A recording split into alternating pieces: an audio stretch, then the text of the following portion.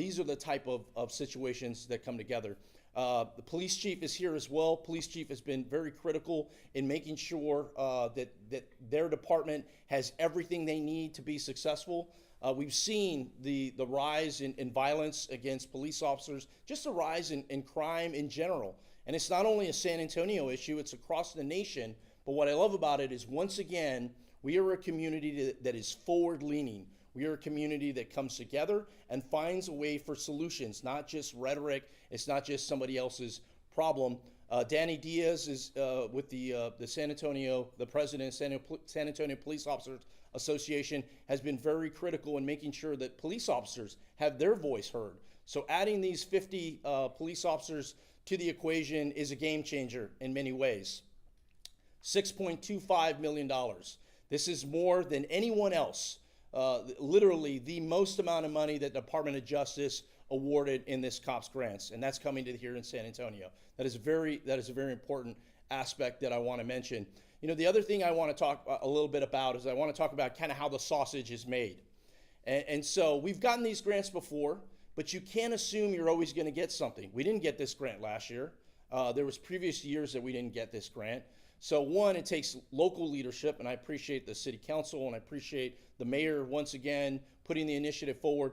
These grants, in many ways, these federal grants are made for you not to receive that money. It's made so difficult and so complex that you just don't even apply for it. And so step one is applying for that grant. And I once again, I appreciate the city of San Antonio and their team, their staff, to put together that grant. Once again, it doesn't just happen by chance. Henry Cuellar has been there constantly pushing. I put a letter of support. My office put a letter of support behind it. You know, my district, District 23, stretches from San Antonio to El Paso, over 800 miles of the southern border. It's a massive, massive district. But one of the things that I took that was very personal to me is, after the Uvalde shooting happened, which was a little over a year ago, we pushed for funding. We pushed for funding not only for these grants, these COPS grants programs, but also for these Stop School Violence programs. And I'll mention that here as well. So these grants don't just come. You got to push for them. And I sit on the Appropriations Committee along with Henry Cuellar, and the Attorney General came before us in a hearing. This is kind of how the sausage was made. And I go, look, Attorney General, I was one of 14 Republicans that voted for the Safer Community Act after Uvalde. Literally billions of dollars in investment in mental health and to add police officers to the equation. These COPS grants and these Stop School Violence grants. Last year, I had a dozen of my cities submit applications. 0 got money. Not one city got money. So I pulled the Attorney General aside. We went to lunch. I said, hey, what do we got to do to fix this? His staff met with our staff. We talked about how we strengthen our proposals. We worked with the city of San Antonio. That was one of the victories, getting 50 police officers, $6.25 million. But there were other victories. In Castroville, right down the street, we were awarded 2 police officers, $250,000. It's a game changer for that community. In Pearsall, not too far from here, we were awarded 2 police officers, $187,000. And in Marfa, pretty far, Marfa's out in West Texas, they were awarded 1 police officer, a little over $100,000. Now you think, 1 police officer, what difference does that make?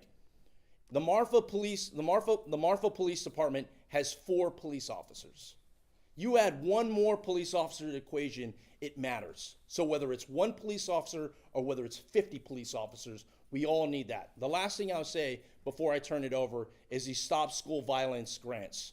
And I was very pleased that the city of Uvalde, or the Uvalde Independent School District, was awarded $500,000. That was the largest amount that the Department of Justice was able to award for the Stop School Violence grants.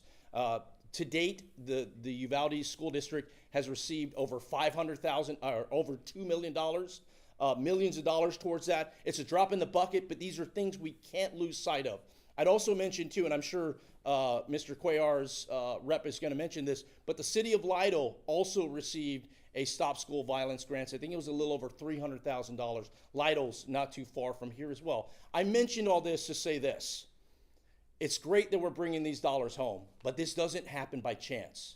It happens because of the men and women that put this city above everything else, that sets politics aside and goes, what's in the betterment of our community? How do we keep our children safe? How do we make sure our community thrives? How do we deliver? Ultimately, as a public servant, our job is to deliver, and I think San Antonio is the gold standard for that. And once again, I want to thank Congressman Cuellar. I want to thank the Mayor Nirenberg for all his leadership. I look forward. This is the beginning of many things that we're going to do together. I look forward to it. At this time, I want to turn it over to the councilwoman to hear her thoughts. Thank you. Thank you.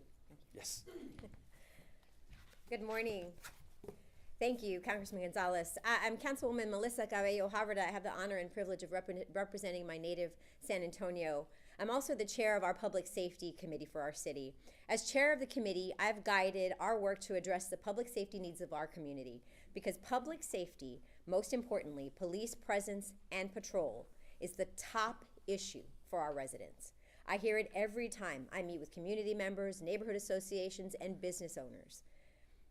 This grant award we're announcing this morning goes a long way towards answering that important need. This is a big deal. This grant goes a long way towards fulfilling our police goals, staffing goals, which is what the residents, again, have asked our city to do. There's a lot to say about this grant and how it's going to help us make our city safer. But first, let me thank our congressional partners for their help in securing this important grant. Thank you, Congressman Gonzalez, Congressman Cuellar, and the entire San Antonio federal delegation for supporting our city, for having our backs. I really appreciate what Congressman Gonzalez mentioned just now about San Antonio. We are unique in that we collaborate, we work together, we take care of each other, and we don't buy into a lot of the divisiveness that has happened across the country. Earlier this year, when we went through the long budget process, our residents told us that what they wanted to see in our city departments. The San Antonio Police Department and our local partners work together, collaborate to respond to areas that have the highest number of calls for police. We promised that we would do our best to make our city safer, and this grant helps us keep that promise. I'll tell you 2 ways that we're making this possible. First, we've launched the Violent Crime Reduction Plan, which developed with our partners at UTSA. You've heard us talk about the hotspot strategy, and there are 2 more parts to the plan that will be rolled out next year. Second, the Good Neighbor Program. This program strengthens the community-based public safety plan that's in place now. It fills gaps by coordinating, by coordinating with our partners. It fills gaps by coordinating the work of many city departments, nonprofit organizations, and other community stakeholders to focus on the places that have the highest criminal activity.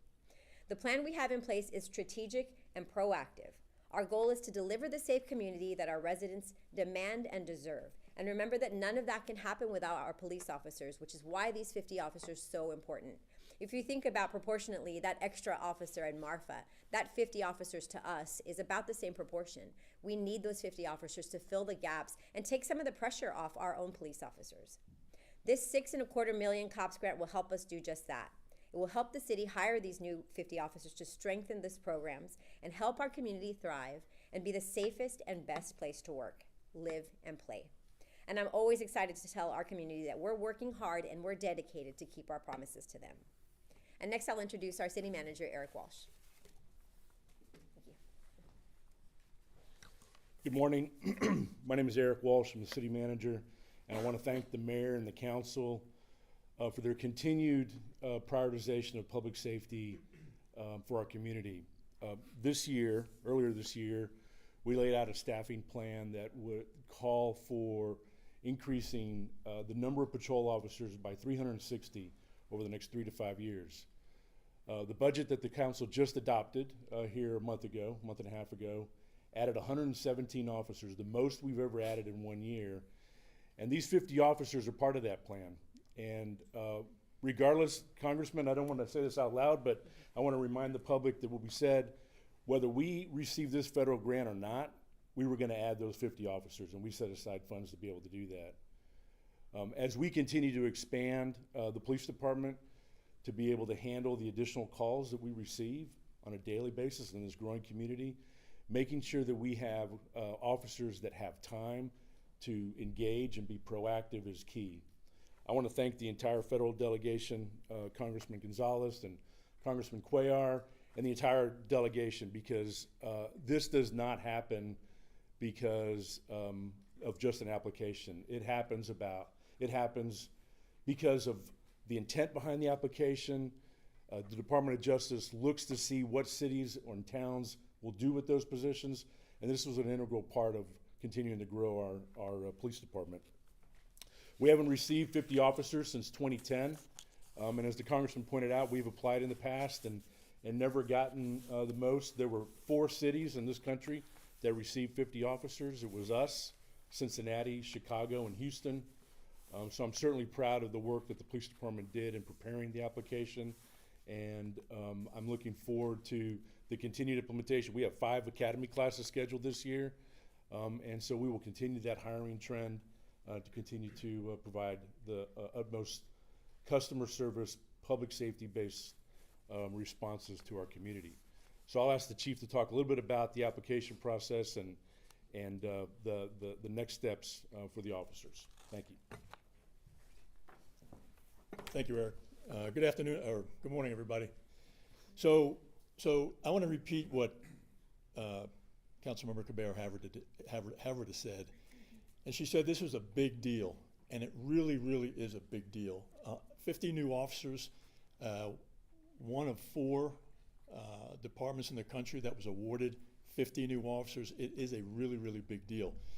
I want to thank a person that's often not thanked when these awards are given, and that is Colonel Hugh Clements, who is the Colonel Hugh Clements Jr., who is the director of the COPS office. And as you all know, the COPS office is the component of DOJ that's responsible for spreading community policing and helping communities do that. You know, without Colonel Clements' consideration in this, we may not have this award either. But I also want to thank Congressman Gonzalez and Congressman Cuellar for their input, and they're driving this thing home. And there were a lot of other people in the congressional delegation that helped us get this award. These 50 officers, you know, all the talk is that, you know, the 100 or so officers that we're going to bring on will go directly into patrol. These 50 will be included in that 100. But that 100 that goes into patrol, that's about advancing community policing.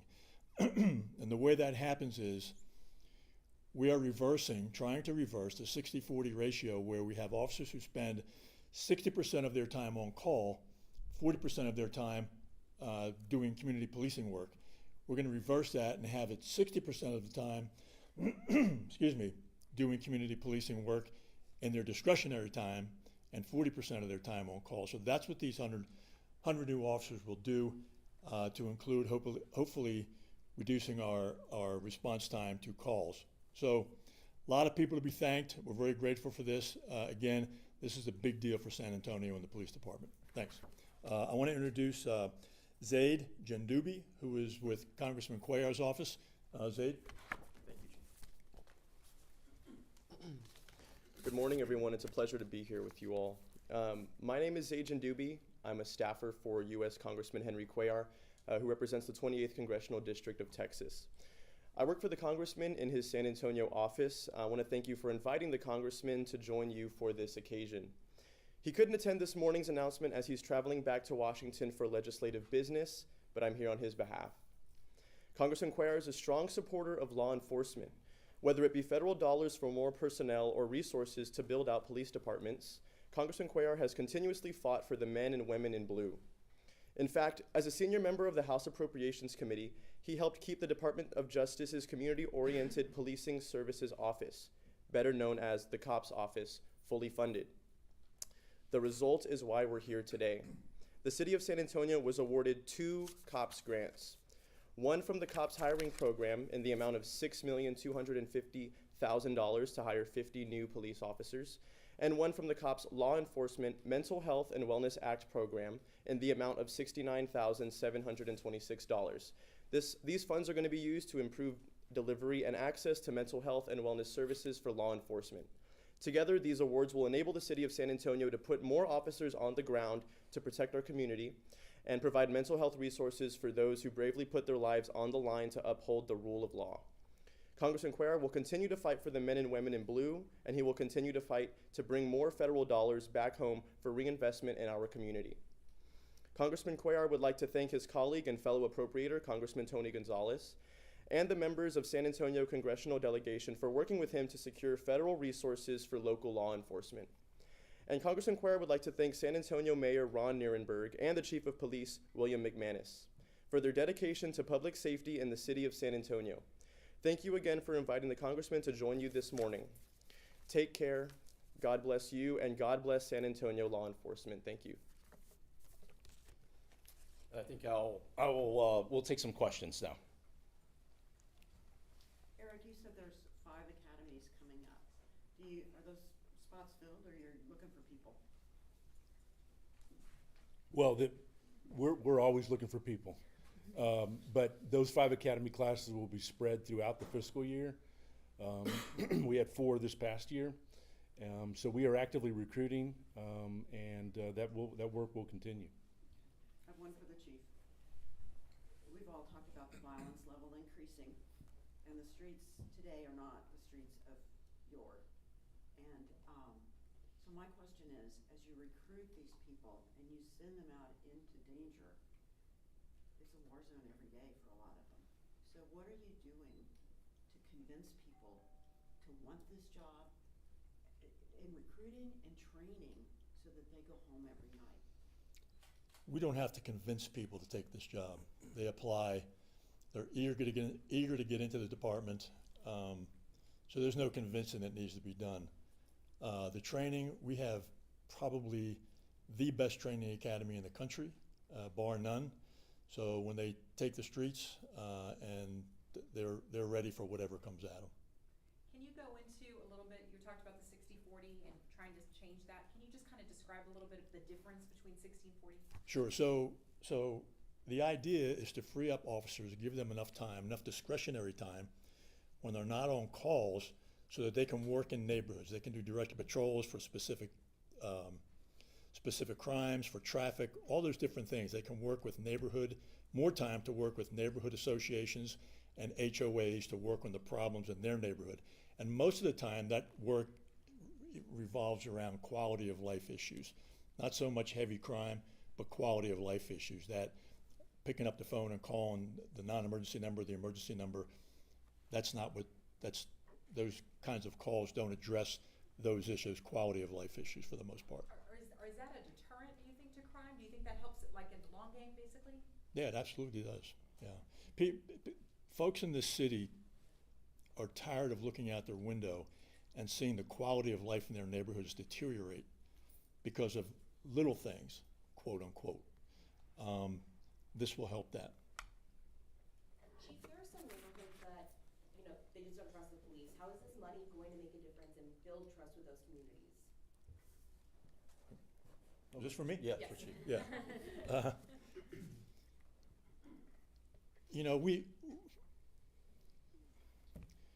We always get questions like, well, how are you going to build trust? How are you going to do this? How are you going to work your way into the communities and bridge that gap? What we don't talk about is the gap that we have bridged.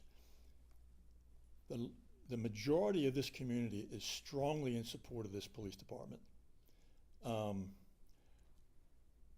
out on the street all the time, east, west, north, and south, and I can tell you, without being biased about it, that we have a great relationship with this police department. The people that I come across, is it 100%? No. Will it ever be 100%? No. But what is 100%, right?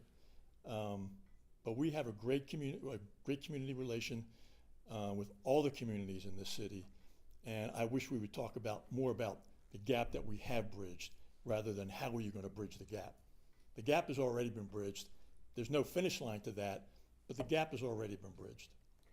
May I add also, I think, number one, this grant, these 50 officers, I mentioned how it's going to take some pressure off our remaining officers. We have to think about the mental health of our police officers and being able to make good decisions in the moment. I think you're right, you know, with the city in general, we have to build trust with our community always.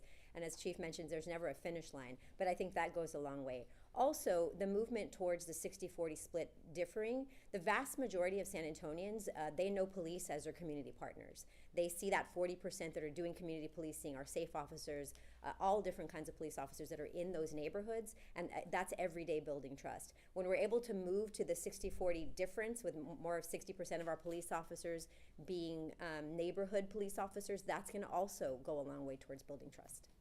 We'll take one last question. So how does this work out for the budget? We got this grant, but we already had funding in this new budget that was gonna go towards adding those 100 officers. So does this balance it out? Will it go back? How does that work? So the adopted budget had the schedule for the 5 classes. Had we not received the grant, we were going to slide all those classes back to match the dollars we had. But we're not going to have to do that, so we'll be able to add those classes and start them sooner. I'll go ahead and close this out. I want to add a couple things.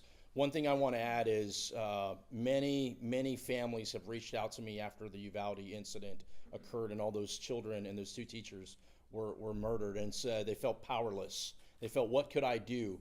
So one of the things is, this is a highlight of what happens when communities work together, when public servants work together, they put politics aside and they deliver. But there's also another example of where private-public partnership comes together. Recently, I've been working very closely with Matthew McConaughey, and he just opened up a nonprofit. It's called GreenlightGrantsInitiative.org. So if you're watching this and your city wasn't awarded, if you go to GreenlightGrantsInitiative.org, what that does, it empowers you to find out what your school, what your city, what grants you can apply for. And then you can work with your community leaders wherever you are to help push for these grants. One of the things that was disappointing for me, I represent 119 cities in the 23rd District of Texas. We only had 6 that applied for grants. Thankfully, 5 of them were awarded this year, but it should be 60, or if not more. So please, go to greenlightgrantsinitiatives.org. This is your money. These are federal dollars that you pay into. It's all about how do we deliver it for us. And I'll close with this. I want to thank again the city of San Antonio. I want to thank again the police chief. I want to thank again the president of the San Antonio Police Officers Association. Our city is different. And it's not just because we have Wimbayamba, right? Our city is different. I'd also say too is, you see some council members that have been up here a while, right? The mayor is termed out. You see some council members that they just got into the fight. You see Henry Cuellar, who's been a member of Congress for a long time and understands it really well. And you see other members like myself. This is my 3rd year. And it reminds me of my time in the Navy. When I was a young chief, I was young and hungry, and I wasn't afraid of anything and was willing to poke anybody in the chest.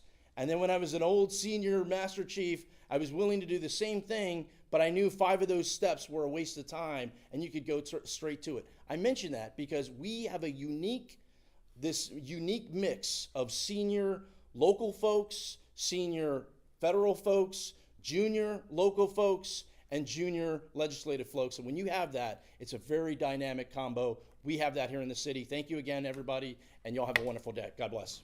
I want to get out of here. Yeah, good to see you. Yes, thank you. Good to see you. Thanks, Congressman. Yeah, Good to see you, Chief. Good to see you. Good to see you, boss. Yeah, see you. Yes.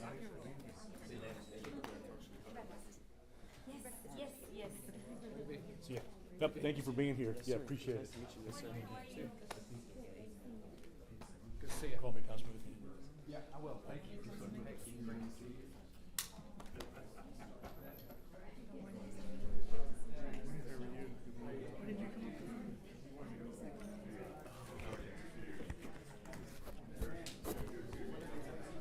You got nails, can you close it? Yep.